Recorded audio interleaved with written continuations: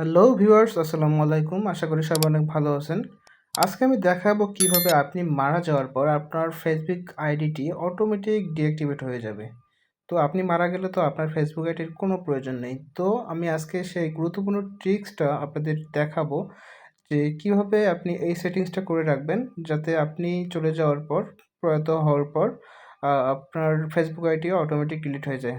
তো আমরা প্রথমে ফোন থেকে আমরা ফেসবুক আইডিটা লগইন করে নেব।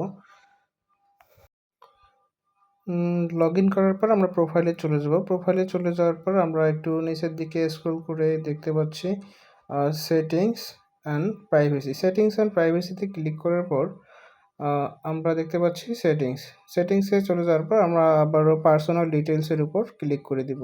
তো পার্সোনাল ডিটেইলসের উপর ক্লিক করে দেওয়ার পর আমরা নিচে দেখতে পাচ্ছি পার্সোনাল ডিটেইলস। আমরা আবারও পার্সোনাল ডিটেইলসের উপর ক্লিক করে দেব। ক্লিক করে দেওয়ার পর আমরা নিচে দেখতে পাচ্ছি অ্যাকাউন্ট ওনারশিপ অ্যান্ড কন্ট্রোল। এখন আমরা অ্যাকাউন্ট ওনারশিপ অ্যান্ড কন্ট্রোলের উপর ক্লিক করে দিব।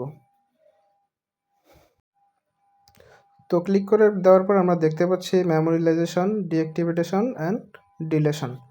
তো এখন আমাদের যেটি করতে হবে সেটি হচ্ছে আমাদের মেমোরিলাইজেশনের উপর ক্লিক করে দিতে হবে। ক্লিক করে দেওয়ার পর আমরা এই ফেসবুক আইডিটি দেখতে পাচ্ছি। আমরা আবারও আইডির উপর ক্লিক করে দিব। তারপর দেখতে পাচ্ছি ডিলেট আফটার ডেথ।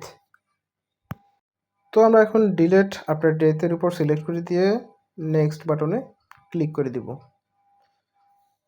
তো নেক্সট বাটনে ক্লিক করে দেওয়ার পর আমরা দেখতে পাচ্ছি delete your main profile after you pass away. তারপর আমরা নেক্সট করে দিব। দেখতে পাচ্ছি মেমোরিলাইজেশন প্রিফারেন্স সেভড।